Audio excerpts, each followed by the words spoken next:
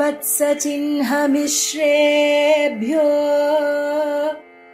नम उक्तिमधीमहे यदुक्तयस्त्रयी कण्ठे यान्ति मङ्गलसूत्रताम् श्रीवत्सचिह्नमिश्रेभ्यो नम उक्तिमधीमहे यदुक्तयस्त्रयी कण्ठे यान्ति मङ्गलसूत्रताम्। श्रीशैलेश दयापात्रं दीभक्त्यादिगुणार्णवं यतीन्द्रप्रवणं वन्दे रम्यजामातरं मुनिं रम्यजामातृयोगीन्द्रपादरेखामयं सदा तदायत्तात्मसत्तादिं रामानुजमुनिं भजे। श्रीवत्सचिह्नमिश्रेभ्यो नम उक्तिमधीमहे यदुक्तयस्त्रयी कण्ठे यान्ति मङ्गलसूत्रताम्। यो नित्यमच्युतपदाम्बुजयुग्मरुग्मव्यामोहतस्तदितराणि तृणाय मेने अस्मद्गुरोर्भगवतोऽस्य दयैकसिन्धोः रामानुजस्य चरणौ शरणं प्रपद्ये। ஸ்ரீமத் பரமஹம்சேத்யாதி யதுகிரி யதிராஜ ஜீயர் சுவாமிகளினுடைய கருணையினாலே ஸ்தோத்திரதாரா என்கிற இந்த தொடர் உபன்யாசமானது அவிச்சின்னமாக நடந்து கொண்டு வருகிறது. அதிலே அடியேனையும் ஒரு பொருளாக மதித்து இவ்விடத்திலே உபன்யசிக்கச் செய்தமைக்கு கிருத்தஜதைகளை தெரிவித்து கொண்டு சுவாமியினுடைய திருவடிவாரங்களிலும் இதை கேட்கக்கூடிய ஸ்ரீ வைஷ்ணவர்கள் திருவடிவாரங்களிலும் சாஷ்டாங்கமான பிரணாமத்தை முன்னிறுத்தி இன்றைய அனுபவத்திற்கு செல்கிறேன். ஸ்தோத்திர தாராவிலே பஞ்சரத்னங்களாக இருக்கக்கூடிய பஞ்சஸ்தவங்களினுடைய வியாக்கியானமானது பிரஸ்துதமாக நடந்து கொண்டு வருகிறது. அதில் ஸ்ரீவைகுண்டஸ்தவம், அதிமானுஷஸ்தவம் இவற்றை அனுபவித்து பிறகு சுந்தரபாகுஸ்தவம் என்கிற ஒரு அற்புதமான கிரந்தத்தின் அனுபவத்திலே நாம் ஈடுபட்டு வருகிறோம். இந்த ஸ்தோத்திர தாரையிலே தினந்தோறும் நாம் நீராடி கொண்டு வருகிறோம். அது நம் மனதை பாவனமாக ஆக்கக்கூடியதாக அமைந்திருக்கிறது. அருளி செயல்களின் ஆழ்பொருள்களையெல்லாம் திரட்டி தெளிவாக்கி ஆச்சாரியர்கள் தங்களுடைய ஸ்தோத்திர கிரந்தத்திலே ஸ்லோகங்களாக நமக்கு அருளி செய்துள்ளனர் என்றே கூற வேண்டும். இந்த ஸ்தோத்திரங்கள் எல்லாம் அருளி செயலின் பொருளை மற்றும் சம்பிரதாயத்திலே ஸ்ரீபாஷ்யம் முதலான கிரந்தங்களிலே எம்பெருமானார் சாதித்த ஆழ்பொருள்களை எல்லாம் நமக்கு சங்கிரகமாக கிரமமாக அனுபவிக்க தகுந்தாற்போலே கொடுக்கக்கூடியவைகளாகத்தான் அமைந்திருக்கின்றன. அதில் ஸ்ரீவைகுண்ட ஸ்தவத்திலே பரமபதத்தை அனுபவித்து அதற்கு மேலே அதிமானுஷ ஸ்தவத்திலே விபவாவதாரங்களை அனுபவித்தார் கூரத்தாழ்வான். இப்படி பரவியூகங்களையும் விபவங்களையும் அனுபவித்த பிறகு கிரமத்திலே இருக்கக்கூடிய அர்ச்சாவதாரத்தை அனுபவிக்க வேண்டும்னு திருவுள்ளத்திலே கொண்டு சுந்தரபாகு ஸ்தவத்திலே சுந்தரபாகுன்னு பெயருடைய சுந்தர தோளுடையான் திருமாலிருஞ்சோலைமலையிலே எழுந்தருளி இருக்கக்கூடிய அழகரை அனுபவிக்கத் தொடங்கினார் கூரத்தாழ்வான். ஆழ்வார்களுக்கெல்லாம் ஒரு கிரமம் உண்டு. அதிலும் திருமங்கை ஆழ்வாருக்கு விசேஷமாக அந்த கிரமம் உண்டு. இந்த ஆழ்வார்கள் எல்லாரும் எம்பெருமானினுடைய அனைத்து சேஷ்டிதங்களையும் குணங்களையும் அர்ச்சாவதாரத்தோடு தொடர்பு படுத்தியே அனுபவிப்பார்கள். இந்த அர்ச்சாவதாரத்திலே இருக்கக்கூடிய எம்பெருமான் தான் முன்பு ராமனாகவும் கண்ணனாகவும் அவதரித்து அந்த அவதாரத்திலே உண்டான காரியங்களை எல்லாம் செய்தான் என்றே அனுபவிப்பார்கள். ஆகையாலே எந்த ஒரு விபவ அவதாரத்தையும் எந்த ஒரு பரநிலையையும் யூக நிலையையும் அனுபவித்தால் கூட அதை கொண்டு வந்து அவர்கள் எங்கு சமன்வயப்படுத்துவர்களாகில் அது அர்ச்சாவதாரமாக அமைந்திருக்கும். ஆகையாலே அந்த கிரமத்தை கை கொண்டார் கூரத்தாழ்வானும்.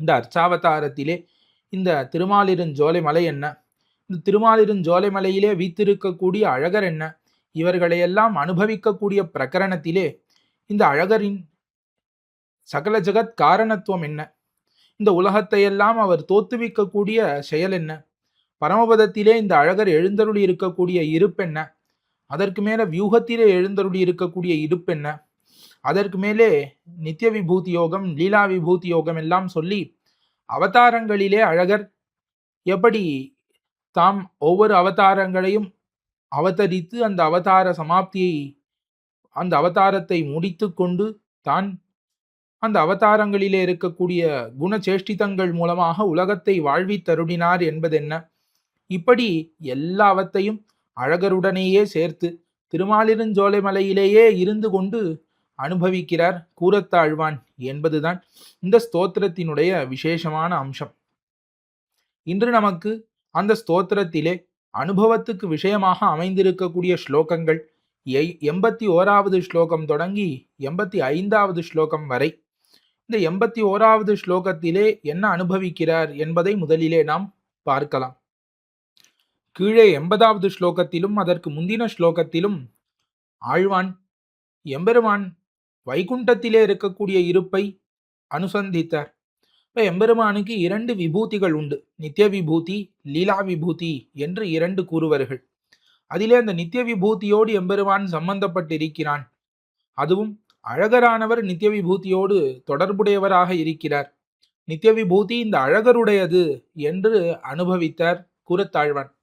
இனி மேலே இந்த லீலா விபூதியையும் உண்டாக்கி காத்து அழித்து செய்யக்கூடிய இந்த கருமங்கள் எல்லாம் அழகப்பிரானார்தான் பண்ணுகிறார் என்பதை இந்த ஸ்லோகங்கள் மூலமாக 81, 82 முதலான ஸ்லோகங்கள் மூலமாக அனுபவித்து, அதற்கு மேலே அவதாரத்தை அனுபவிப்பதற்கு அவதார சௌஷீல்யாதி குணங்களை எல்லாம் அனுபவிக்க தொடங்குகிறார் என்பதுதான் இந்த 5 ஸ்லோகங்களினுடைய சாரம். அதிலே 81வது ஸ்லோகத்திலே அழகரினுடைய லீலா விபூதி யோகம், அதாவது அழகர்தான் இந்த உலகத்தை எல்லாம் படைக்கிறார் என்பதனை காட்டுகிறார் கூரத்தாழ்வான். 81வது ஸ்லோகம். லோகான்ஷ் சதுர்தச ததத் கில சுந்தரஸ்ய பங்கீ குணோத்தரித சப்த விருத்தீதம் அண்டம் அண்டானி சாஸ்ய சுசதும்ஷி பரஷதானி கிரீடா விதேரிஹ பரிச்சததாம் அகச்சன். அளவந்தார் தம்முடைய ஸ்தோத்திர ரத்னத்திலே யதண்ட மண்டாந்தர கோச்சரஞ்சயத்து தசோத்தராண்யாவரணானி யானிச்சான்னு அனுபவித்த அவ்வர்த்தத்தை இந்த 81வது ஸ்லோகத்தினாலே காட்டுகிறார். இந்த லீலா விபூதியானது எப்படி அமைந்திருக்கிறது என்பதை காட்டி, இந்த லீலா விபூதி இருக்கிறதே, இந்த லீலா விபூதி முழுக்க அழகருக்கு கிரீடா பரிகரமாக அமைந்திருக்கிறது. ஒரு குழந்தைக்கு விளையாட்டு பொம்மை போன்று அழகருக்கு இது கிரீடா பரிகரமாக அமைந்திருக்கிறதுங்கிறத காட்டுகிறார் கூரத்தாழ்வான். லோகான்ஷ் சதுர்தச ததத் கில சுந்தரஸ்ய பங்கி குணோத்தரித சப்த விருத்தீத மண்டம் அண்டானி சாஸ்ய சுசதிரும்ஷி பரஷதானி கிரீடா விதேரிக பரிச்சததாம் அகச்சன் என்று. இங்கு இந்த அண்டானின்னு இருக்கு. அண்டம், இந்த அண்டம், ஒரு அண்டத்தை எடுத்துக்கொள்வோம். இந்த அண்டம்னா என்ன என்றால், எம்பெருமான் இந்த உலகத்தை படைக்கும் பொழுது எப்படி படைக்கிறான்னு நாம் தெரிந்து கொண்டால்தான் இந்த அண்டமானது என்னன்னு நமக்கு தெரியும். எம்பெருமான் மூலப்பிரகிருதியிலே அதிஷ்டித்து இந்த மூலப்பிரகிருதியிலிருந்து மகான் என்கிற ஒரு பதார்த்தத்தை உண்டாக்குகிறான். இந்த மகானிலிருந்து அகங்காரம் தோன்றுகிறது. இந்த அகங்காரம் சாத்விக, ராஜச, தாமச பேதத்தாலே 3 வகையாக இருக்கும். இந்த 3 வகையான அகங்காரங்களிலிருந்து தாமச அகங்காரங்கள், அதிலிருந்து இந்த 5 தன்மாத்திரைகள், பஞ்சபூதங்கள், பிருத்திவியப் தேஜோ வாயு ஆகாசம்னு சொல்லப்படக்கூடிய இந்த 5 பூதங்களும் உண்டாகின்றன. இந்த பூதங்கள் எல்லாம் உண்டான பிறகு இந்த பூதங்களை எம்பெருமான் பஞ்சீகரணம் பண்ணுகிறான், அதாவது ஒன்றோடொன்று கலசுகிறான். இப்படி ஒன்றோடொன்று கலசப்பட்ட இந்த 5 பூதங்களை கொண்டு எம்பெருமான் இந்த ஜகத்தை நிர்மிக்கிறான் என்பதுதான் புராணங்கள் நமக்கு கூறக்கூடிய செய்தி. இப்படி ஜகத்தை நிர்மிக்கும் பொழுது எம்பெருமான் என்ன பண்ணுகிறான்னா, முதல்ல ஒரு அண்டத்தை உண்டாக்குகிறான். இந்த அண்டமானது ஜலத்திலே அப்படி தத்தளித்து கொண்டு இருக்கக்கூடிய ஒரு முட்டை வடிவிலே இருக்கக்கூடியது. அண்டம்னு சொல்லக்கூடியது ஒரு கபித்த கபித்த பழம், அதை இதற்கு உதாரணமாக கூறுவார்கள். இப்படி கபித்த பழத்தின் வடிவிலே இருக்கக்கூடிய இந்த அண்டத்துக்கு பெரிய சுவர் இருக்கும், அண்ட பித்தின்னு சொல்லுவார்கள். இந்த சுவற்றுக்குள்ளே ஆவரண ஜலம் ஓடிக்கொண்டிருக்கும். இந்த ஜலம் இருக்கிறதே, இந்த ஜலத்துக்குள்ளே அண்டங்கள், அந்த அண்டத்துக்குள்ளே சதுர்தச புவனங்கள் இருக்கும். அதாவது மத்தியத்திலே, நடுவிலே இந்த பூலோகமானது இருக்கும். இந்த பூலோகத்தின் மத்தியத்திலே ஒரு அழகான மேருமலை இருக்கும். இந்த மேருமலையை சுத்தி 7 தீபங்கள் அமைந்திருக்கிறது இந்த பூலோகத்திலே. இந்த பூலோகமானது ஒரு பத்மாகாரத்திலே இருக்கிறதுன்னு புராணங்கள் காட்டுகிறது. இதுதான் நடுவிலே இருக்கக்கூடிய லோகம். பஞ்சாஷத் கோட்டி விஸ்தீர்ணையான இந்த பூதான் நடுவிலே இருக்கக்கூடிய லோகம். இதற்கு மேலே 6 லோகங்கள், கீழே 7 லோகங்கள், மொத்தமாக 14 லோகங்கள் இந்த உலகத்திலே அமைந்திருக்கின்றன. இந்த அண்டத்திலே பூஹு புவஹா சுவஹான்னு இருக்கக்கூடிய லோகங்கள், சத்தியலோகம் வரைக்கும் இருக்கக்கூடியது 7 லோகங்கள், மேல் 7 உலகங்கள். கீழே இந்த அண்டத்துக்குள்ளே என்ன இருக்கும்? இந்த அண்டத்துக்குள்ளே கீழே அத்தல வித்தல சுத்தலேருந்து ஆரம்பித்து பாதாள நாகலோக பாதாளங்கள் வரைக்கும் இருக்கக்கூடிய இந்த லோகங்கள் எல்லாம் கீழே இருக்கக்கூடிய 7 லோகங்கள். இப்படி அமைந்திருக்கக்கூடியதுதான் இந்த அண்டம் என்று சொல்லப்படக்கூடிய இந்த வஸ்து. இதற்கு இந்த 14 லோகங்கள் இருக்கே, இந்த 14 லோகங்களையும் இந்த அண்டம் தான் தரித்து கொண்டு இருக்கிறது.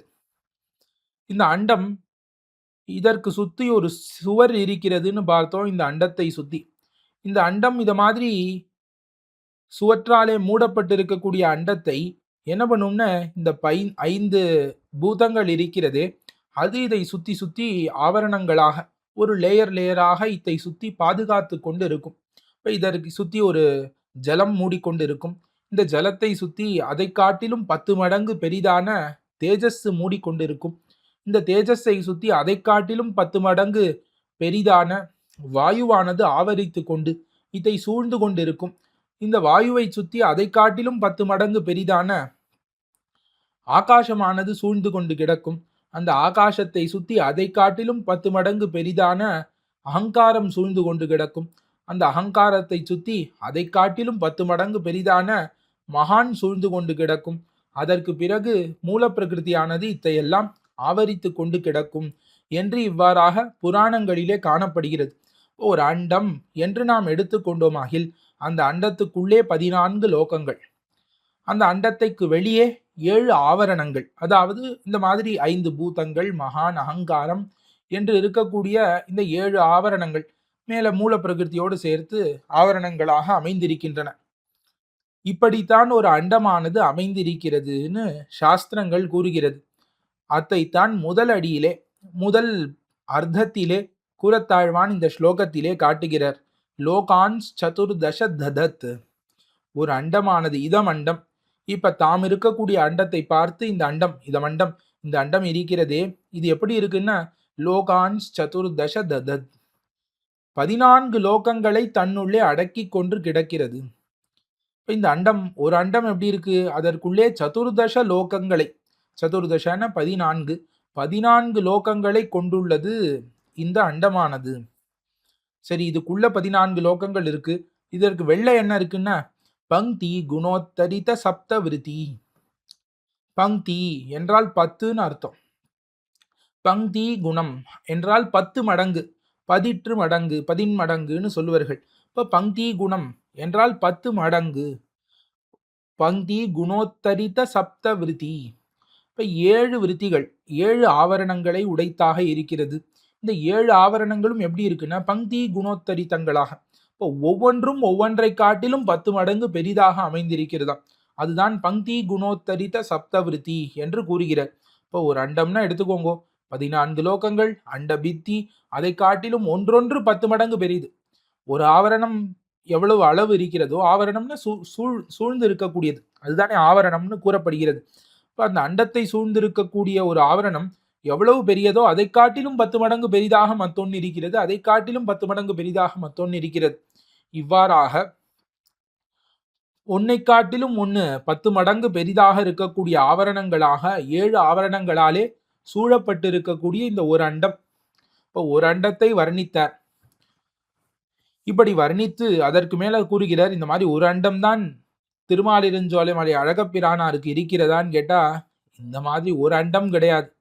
ஒரு பெரிய குளம் இருக்கிறதுன்னு வைத்துக்கொள்ளும், பெரிய கடல் மாதிரி வைத்துக்கொள்ளும். அந்த கடலிலே ஒரே சமயத்துல மழை பெய்கிறது. இப்ப மழை பெய்யும் பொழுது ஒவ்வொரு மழை துளியானது அந்த கடல் நீரிலே படும் பொழுதும் ஒவ்வொரு நீர் குமிழிகள், பபிள்ஸ் உண்டாகும் அந்த கடலிலே. இப்போ ஒரு சமயத்துல மழை பெஞ்சா அந்த கடலிலே எண்ண முடியாத அளவுக்கு அவ்வளவு நீர் குமிழிகளானது உண்டாகும். அந்த மாதிரி இந்த ஆவரண ஜலத்திலே இந்த அண்டங்களானவைகள் அனந்த கோடி அண்டங்கள் ஒரே சமயத்திலே உண்டாகி ஒரே சமயத்திலே அழிகின்றன என்று புராணங்கள் காட்டுகின்றன. அத்தை திருவுள்ளத்திலே கொண்டு அருளி செய்கிறார். அண்டானி சாஸ்ய சுசதிரும்ஷி பரஷதானி. அண்டானி எவ்வளவு? பரஷதானி. இப்ப நூறை காட்டிலும் மேலானதான அண்டங்கள். இப்ப நூற்றுக்கணக்கான அண்டங்கள்னு தாற்பயம். அதுல எண்ணிக்கையில தாற்பயம் இல்ல, பல கோடி அண்டங்கள் உண்டாகின்றன. பரஷதானி அண்டானி எப்படி இருக்கு? இதெல்லாம் ஒவ்வொரு அண்டமும் ஒவ்வொரு மாதிரி இருக்குமா சுவாமி? இந்த அண்டம் இந்த இப்படி இருக்கு, அந்த அண்டம்ல எப்படி இருக்குமோ நமக்கு தெரியாது. அப்படி கிடையாது. சுசதிரும்ஷிங்கிறார். எல்லாம் ஒரே மாதிரி இருக்குமா. எல்லா அண்டத்துலயும் இதே 14 லோகம், இதே பூமி, இதே மேரு, சத்தியலோகம், பாதாள லோகம் வரைக்கும் எல்லாம் அப்படியே தான் இருக்கும். அதற்குன்னு ஒரு பிரம்மா, அதற்குன்னு ஒரு ருத்ரன், இந்திரன் அப்படின்னு இந்த அண்டம் எப்படி இருக்கிறதோ அது போலவே தான் எல்லா அண்டங்களும் இருக்கும். அதனால சுசதிரும்ஷி. இப்ப சதிருஷம் என்றால் ஒப்பானது, இந்த அண்டம் போலவே இருக்கக்கூடியது. சுசதிருஷம் என்றால் அப்படியே ஜெராக்ஸ்ன்னு இந்த காலத்துல சொல்றோமே, அந்த மாதிரி இருக்கக்கூடியது மிச்ச அண்டங்கள் எல்லாம். இப்ப இந்த மாதிரி நூற்றுக்கணக்கான அண்டங்கள். இவ்வளவு லீலா விபூதி அழகருடையதுன்னு சொன்னார். சரி, இதெல்லாம் எதற்காக இருக்கிறது அழகருக்கு? இதனால அழகருக்கு என்ன பிரயோஜனம்? அழகரானவர் அவாப்த சமஸ்த காமன் என்று பெயர் பெற்றவர். அதாவது அவருக்கு வேண்டுமென்றால் எல்லா ஆசைகளும் அவருக்கு கிடைக்கக்கூடியதாக இருக்கிறது.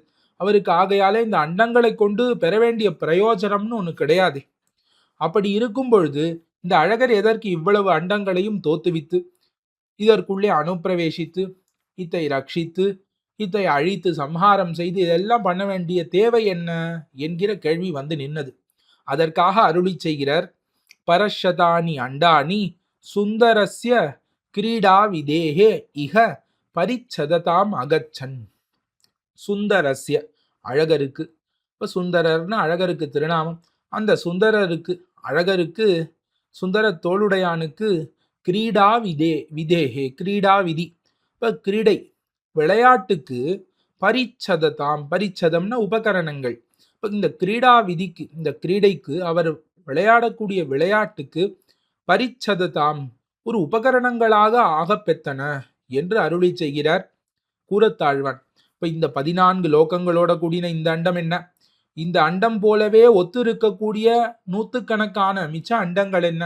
இதெல்லாம் எப்படி இருக்குன்னா, ஒரு சின்ன குழந்தையானது எப்படி பந்துகளை கொண்டு விளையாட்டை விளையாடுமோ அதுபோல அழகப்பிரானாரானவர் இந்த அண்டங்களை கொண்டு விளையாடி கொண்டிருக்கிறார் என்று அழகிலா விளையாட்டுடை ஆரவர்னு காட்டுவது போலே இங்க கூறத்தாழ்வான் காட்டி அருள்கிறார். அப்ப எம்பெருமானுக்கு இந்த அண்டங்களை படைப்பதினாலே என்ன பிரயோஜனம்னா கிரீடை லீலைன்னு கூறுவார்கள். அப்ப லீலைன்னு என்ன என்றால் அந்த விளையாட்டு. இப்ப ஒரு விளையாட்டை எடுத்துக்கொள்ளும், அந்த விளையாட்டுனால நமக்கு என்ன பிரயோஜனம்? ஒரு பிரயோஜனமும் கிடையாது. அந்த விளையாட்டை விளையாடும் பொழுது அந்த சமயத்திலே நமக்கு ஏற்படக்கூடிய ஒரு ரசம் இருக்கிறதே, ஒரு ஆனந்தம், அதுதான் பிரயோஜனம் அந்த விளையாட்டுக்கு. அத்தை தவிர மற்றொன்று அந்த விளையாட்டுக்கு பிரயோஜனம் கிடையாது. அது போலவே எம்பெருமானுக்கு இந்த சிருஷ்டி ஸ்திதி சம்ஹாரங்கள் எல்லாம் என்ன பிரயோஜனத்தை கொடுக்கும்னா, இது பண்ணும் பொழுது அவருக்கு ஒரு ரசம் ஏற்படும். இத்தை வைத்துக்கொண்டு அவர் விளையாடி கொண்டிருக்கிறார், அதுதான் அவருக்கு விளையாட்டு என்று காட்டுகிறார் கூறத்தாழ்வான். இப்ப இவ்வளவு பெரிய அண்டங்களையும் படைத்து அழித்து காத்தலே ஒரு விளையாட்டுன்னா அவருடைய சக்தி எப்பேற்பட்டதாக இருக்கும்னு நாம் யோசித்து பார்க்க வேண்டும். ஆகையாலே தான் எம்பெருமான் சர்வசக்தின்னு அழைக்கப்படுகிறான். இப்ப இந்த 81வது ஸ்லோகத்தினாலே இந்த லீலா விபூதி மொத்தமும் எம்பெருமானுக்கு விளையாட்டு பொருளாக, ஒரு பந்து போன்று விளையாட்டு பொருளாக ஆகின்றன என்று அருளி செய்தார் கூறத்தாழ்வான். இதே அர்த்தத்தை தான் மறுபடியும் 82வது ஸ்லோகத்திலும் விஷதமாக காட்டுகிறார் கூறத்தாழ்வான். சுரநர திரியகாதி பகுபேதக பின்னமிதம் ஜகதத சாண்டமண்ட வரணானி சப்த ததா குணபுருஷௌ ச முக்த புருஷாச்ச வனாத்ரிபதேர் உபகரணானி நர்ம விதயேஹி பவந்தி விபோ என்று. சுரநர திரியகாதி பகுபேதக பின்னமிதம் ஜகத்து. இந்த ஜகத் இருக்கிறதே, இது எப்படி இருக்குன்னா ரொம்ப விசித்திரமாக அமைந்திருக்கிறது. விசித்திர சிருஷ்டி இருக்கிறது. இப்ப தேவன் என்று சில பேர் இருக்கிறார்கள், மனுஷ்யர்கள்னு சில பேர் இருக்கிறார்கள், திரியக்குகள்னு சிலது இருக்கின்றன, ஸ்தாவரங்கள்னு சிலது இருக்கின்றன. இப்படி 4 வகைப்பட்டதாக இந்த ஜகத்தானது இருக்கிறது. 4 வகைங்கிறது மேலழ. இன்னும் பார்த்தால் இன்னும் பற்பல வகைகள், ஒவ்வொன்றுத்திலையும் அவாந்தர பேதங்கள்னு பற்பல வகைகளிலே இந்த ஜகத்தானது பிரிக்கப்பட்டிருக்கின்றன. ஒருவன் இன்னொருவன் மாதிரி இல்லை. அப்படி ஒவ்வொன்றுத்துக்கும் வித்தியாசம் கண்டுபிடிக்கலாம் அளவுக்கு இருக்கக்கூடிய பேதங்களை உடைத்தாக இந்த ஜகத்தானது அமைந்திருக்கிறது. இப்ப தேவ சுர நர திரியகாதின்னு அருளி செய்கிறார். சுரன்னா தேவன். இப்ப தேவர்கள்னு சில கூட்டங்கள் இருக்கிறார்கள். நரன்னா மனிதன். இப்ப மனிதர்கள்னு சில பேர் இருக்கிறார்கள். திரியக்குன்னா விலங்குகள். இப்ப விலங்குகள்னு சிலது இருக்கு. ஆதி, அப்புறம் இது முதலியன்னு சொல்ற. இது முதலிய பற்பல பேதங்கள் இருக்கு. ஸ்தாவரங்கள், மரம் செடி கொடிகள் கல்லு கட்டை அப்படின்னு எவ்வளவோ இருக்கின்றன. பகுபேதக. இப்ப பல வகைப்பட்டிருக்கிற விசேஷணங்களினாலே இந்த உலகமானது பின்னமாக இருக்கிறது, வேறுபட்டு இருக்கிறது. இப்ப இந்த மாதிரி இவன் தேவன், இவன் மனிதன், இது விலங்கு, இது மரம், இது செடி, இது கொடி, இது கல், இது மலை, இது குட்டை, இது குளம்னு இப்படி பல வகைப்பட்ட விசேஷணங்களாலே இந்த ஜகத்தானது பல வகைப்பட்டு இருக்கிறதுன்னு தாத்பரியம். இப்படி பல வகைப்பட்ட ஜகத்தானது இந்த உலகம், இதம் ஜகத்து, இந்த ஜகத் இருக்கே, இது இவ்வளவு பேதங்களை தனக்குள்ளே கொண்டுள்ளதாக இருக்கிறது இந்த ஜகத்து. அதச்ச அண்டம் சப்த ஆவரணானிச்ச. இது மட்டும் இல்ல, இந்த ஜகத்தை தனக்குள்ளே கொண்டுள்ளது அண்டம். அந்த அண்டத்தை சுத்தி இருக்கக்கூடியது சப்த ஆவரணானி. நாம் 81வது ஸ்லோகத்திலேயே விஷதமாக அனுபவித்தோம். இந்த அண்டமும் என்ன, அந்த அண்டத்தை சுத்தி உள்ள 7 ஆவரணங்கள் என்ன, இது எல்லாம் சேர்த்து குண புருஷௌச்ச. அதற்கு மேல குணம்னு இவ்விடத்திலே சொல்லப்படக்கூடியது மூல பிரகிருதி. மூல பிரகிருதியும் புருஷௌ, புருஷனும். புருஷன்கிறது ஜீவாத்மா. இங்க பத்த ஜீவாத்ம வர்க்கம். இந்த ஜீவாத்ம வர்க்கமானது இந்த பிரகிருதியோடு உள்கலந்து இது ஆத்மா இது பிரகிருதின்னு பிரித்து பார்க்க முடியாத அளவுக்கு கலந்து கிடக்குமா. அப்படி இருக்கக்கூடிய இந்த பிரகிருதியை எம்பெருமான் அதிஷ்டித்து இதிலிருந்து ஜீவாத்ம வர்க்கத்தை பிரித்தெடுத்து அதற்கு மேல இந்த சிருஷ்டியை பண்ணுகிறான்னு சாஸ்திரங்கள் கூறுகிறது. ஆக இந்த பத்த ஜீவாத்மாக்கள் கர்மத்தினாலே பிரகிருதியோடு கட்டப்பட்டவர்கள். தாங்கள் பண்ணக்கூடிய புண்ணிய பாபங்கள் ஆகிற கர்மங்களினாலே கட்டப்பட்டவர்களுக்கு பத்த ஜீவாத்மாக்கள் என்று பெயர். இவர்களை இந்த புருஷ சப்தமானது கூறுகிறது. அது மட்டும் இல்ல, முக்த புருஷாஷ்ச. முக்த புருஷர்கள், அதாவது பொதுவா முக்தர்கள் என்றால் என்ன அர்த்தம்னா முக்தி அடைந்தவர்கள்னு தாத்பரியம். முக்தி அடைந்தவர்களை இவ்விடத்துல கூறுவதுங்கிறது பொதுவா பொருந்தாது. ஏன்னா முக்த புருஷர்கள் ஆகிறார்கள் இந்த பிரகிருதி சம்பந்தம் அத்து இருக்கக்கூடியவர்கள், பரமபதத்திலே சென்று நித்தியானுபவ கைங்கரியங்களிலே எப்பொழுதும் ஈடுபட்டு அங்கு வர்த்திக்கக்கூடியவர்கள் முக்த புருஷர்கள். இந்த பிரகரணமும் என்ன இருக்கு, லீலா விபூதியை வர்ணித்து கொண்டு வரக்கூடிய பிரகரணமாக அமைந்திருக்கிறது. ஆகையாலே என்ன இந்த இடத்துல முக்த புருஷர்கள் அப்படிங்கிறதுனால என்ன சொல்ல வரார் என்றால், இப்ப முக்திக்காக ஆசையுடைய புருஷர்கள், இப்ப முக்தர்களை போன்று இந்த உலகத்திலே இருக்கக்கூடியவர்கள், ஸ்வேத தீபவாசிகள் போன்ற புருஷர்கள் எல்லாம் இருக்கிறார்களே இந்த லோகத்திலே, விண்ணுளாரிலும் சீரியரேன்னு ஆழ்வார் கூறுகிறார். இந்த உலகத்திலேயே இருந்து முக்தர்கள் போன்று வாழக்கூடியவர்கள் அவர்கள்தான் முக்த புருஷர்கள். முமுக்ஷுக்களை இவ்விடத்திலே முக்த புருஷர்கள் என்று அருளி செய்கிறார் கூறத்தாழ்வான். இப்ப முக்தியை விரும்பக்கூடிய புருஷர்கள் முக்த புருஷர்கள் என்றுதான் நாம் இவ்விடத்திலே கொள்ள வேண்டும். ஆகையாலே இந்த முக்த புருஷர்களும் இந்த முக்தியை விரும்பக்கூடிய இந்த புருஷர்களும் என்று இந்த ஆத்ம வர்க்கத்தை பொதுவாக 3ஆக பிரிக்க முடியும். பத்தர்கள், முக்தர்கள், நித்தியர்கள். இந்த பத்தாத்மாக்களையும் 2ஆக பிரிக்க முடியும். புபுக்ஷுக்கள், முமுக்ஷுக்கள்னு பிரிப்பர்கள். அதாவது இந்த பிரகிருதியில இருக்கக்கூடிய போகங்களையே அனுபவிக்க வேண்டும்னு ஆசையுடைய பத்த ஜீவாத்மாக்களை புபுக்ஷுக்கள் என்றும், இந்த பிரகிருதியிலே இருந்தாலும் இந்த பிரகிருதி சம்பந்தத்தை அறுத்து கொண்டு மோட்சத்திற்கு செல்ல வேண்டும்னு இச்சை உடைய ஆத்மாக்களை முமுக்ஷுக்கள் என்றும் பிரிக்க முடியும். ஆக இப்படி பிரித்து வகுத்து அருளி செய்யக்கூடிய இந்த 2 விஷயங்களையும், புபுக்ஷுக்கள் முமுக்ஷுக்கள்களையும் இந்த புருஷவ், அந்த குண புருஷவுங்கிற சமாசத்துக்குள்ள இருக்கிற புருஷ சப்தத்தினாலேயும் முக்த புருஷாஷ்ச என்று இருக்கக்கூடிய இந்த சப்தத்தினாலேயும் காட்டி அருள்கிறார் கூறத்தாழ்வான். இப்ப இவ்வளவு பேர்களும் அப்ப இந்த அண்டத்தை வர்ணித்து விட்டார். இந்த அண்டத்துல என்ன இருக்கு, சுரன். இப்ப மனித தேவ திரியங், மனித தேவ திரியங் தேவ மனுஷ்ய திரியக் ஸ்தாவராதி பேத பின்னமான இந்த ஜகத்து இருக்கக்கூடிய அண்டம், அண்டத்தை சுத்தின ஆவரணங்கள், அந்த ஆவரணத்தை சுத்தி இருக்கக்கூடிய மூல பிரகிருதி, இந்த அண்டங்களிலே ஜகத்திலே வாழக்கூடிய ஜீவாத்மாக்கள் என்ன, இந்த ஜகத்தை விட்டு செல்ல வேண்டும்னு ஆசைப்படக்கூடிய முக்தியிலே ஆசையுடைய முமுட்சுக்கள் என்ன, இவர்கள் எல்லாரும் எப்படிப்பட்டவர்கள் தெரியுமா? வனாத்ரிபதேஹே நர்ம விதேஹே விபோஹோ வனாத்ரிபதேஹே விபோஹோ நர்ம விதையே உபகரணானி பவந்தி என்று அருளி செய். இந்த இடத்துல நர்ம விதி என்பதும் லீலையைத்தான் கூறுகிறது. இப்ப நர்ம விதையே, இந்த லீலைக்காக, எம்பெருமானின் விளையாட்டுக்காக, உபகரணானி பவந்தி இதுவும் விளையாட்டு பொருள்களாக உபகரணங்களாக ஆகின்றன. இப்ப இது எல்லாம் இந்த மாதிரி எம்பெருமான் படைக்கிறான், இதெல்லாம் எதற்கு பண்ணுகிறான்? எம்பெருமான் இத்தை கொண்டு விளையாடுகிறான் என்பதை காட்டினார் இந்த ஸ்லோகத்தினாலே. இது யாருக்குன்னா பரமபதநாதனுக்கு இல்லையா, வனாத்ரிபதேஹே விபோஹோ. இப்ப இந்த வனாத்ரிபதி, இந்த திருமாலிருஞ்சோலைமலைக்கு சுவாமியாக இருக்கிறானே அழகர் பரமசுவாமி, அவருக்குத்தான் இது உபகரண விதி. ஆகையாலே இந்த உலகத்தை எல்லாம் படைத்து அழித்து காக்கக்கூடியவர் பரமபதநாதன் இல்ல, இந்த அழகப்பிரான் என்று அருளி செய்கிறார் கூரத்தாழ்வான். 83வது ஸ்லோகம்.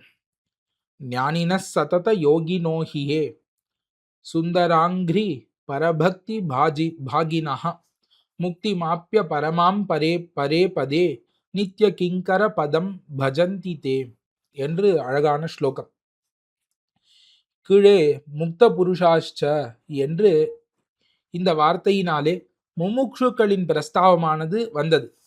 இந்த முமுட்சுக்களின் பிரஸ்தாவம் வந்தவுடனே இந்த முமுட்சுக்களாகிறார் யார், அவர்கள் எப்படிப்பட்டவர்கள் என்று விளக்குகிறார். இப்ப கீதையிலே பற்பல உபாயங்கள் எம்பெருமானாலே அருளி செய்யப்பட்டது. அந்த உபாயங்களுக்குள்ளே ஒன்று பக்தி யோகம் என்கிற உபாயம். இந்த பக்தி யோகத்தை எம்பெருமான் கீதா சாஸ்திரத்திலே விதிக்கிறான். மன்மனா பவ மத்பக்தோ மத்யாஜி மாம் நமஸ்குரு என்று அருளி செய்கிறான். அதாவது எம்பெருமானிடத்திலேயே நாம் நம்முடைய மனதை வைத்து இருக்க வேண்டும். இப்படி எம்பெருமானிட இடத்திலேயே மனதை வைத்து இருந்தால் கூட அது எப்படி இருக்கணும்னா மத் பக்த சன் மன்மனா பவ, எம்பெருமானிடத்திலே பக்தி செலுத்தக்கூடியவனாக, எம்பெருமானிடத்திலே அத்தியந்த பிரீத்தியை உடையவர்களாக இருந்து கொண்டு அந்த எம்பெருமானை நம் மனதிலே வைக்க வேண்டும், எப்பொழுதும் தியானிக்க வேண்டும். மத்யாஜி என்று அருளி செய்கிறார் கண்ணன். இப்ப மத்யாஜின்னு என்ன? எம்பெருமானுக்கு யஜனங்களை செய்ய வேண்டும். யஜனம்னா என்ன? திருவாராதனம். யஜதேவ பூஜாயாம்னு என்று தாத்து. ஆகையாலே யஜனம் என்றால் எம்பெருமானை பூஜித்தல். எப்படி பூஜித்தல்? இப்ப விவிதமான திருவாராதனங்களை பாஞ்சராத்திர ஆகமம், ஸ்ரீ விஷ்ணு தர்மம் முதலான இந்த சாஸ்திரங்கள் எல்லாம் எப்படி எம்பெருமானை பூஜிக்க வேண்டும்னு கூறுகிறதோ அந்த முறையிலே எம்பெருமானுக்கு உண்டான அர்ச்சாவதாரத்திலே அனைத்து பூஜைகளையும் செய்து எம்பெருமானை பூஜிக்க வேண்டும். எம்பெருமானுக்கு நித்தியோத்சவங்கள் முதலான உற்சவங்களை நடப்பித்தல் என்ன, எம்பெருமான் கோவிலை அழகிடுதல் என்ன, எம்பெருமான் கோவிலே திருவிளக்கேத்துதல் என்ன, மாலை தொடுத்து சமர்ப்பித்தல் என்ன முதலான கைங்கரியங்களை பண்ணிக்கொண்டே எம்பெருமானை மனதிலே நிறுத்தி கொள்ள வேண்டும். இதுதான் பக்தி யோகம் என்று கூறப்படுகிறது.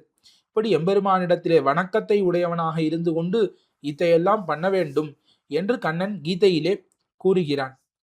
அப்படி பக்தி யோகத்தை மேற்கொண்டு பக்தர்களாக இருக்கக்கூடிய ஸ்ரீ வைஷ்ணவர்கள், முமுட்சுக்கள், அவர்கள் அந்த இடத்திலே திருமாலிருஞ்சோலைமலையிலே எப்பொழுதும் இருந்து கொண்டு அங்கு அழகரினுடைய திருவடித்தாமரைகளிலே பரபக்தியை உடையவர்களாக, பெரிய பக்தியை உடையவர்களாக இருந்து கொண்டு முக்தியை அடைகின்றனர் என்று அவர்களை பற்றின ஒரு பிரஸ்தாவத்தை மேற்கொள்கிறார் இந்த 83வது பாசுரத்தினாலே, ஸ்லோகத்தினாலே.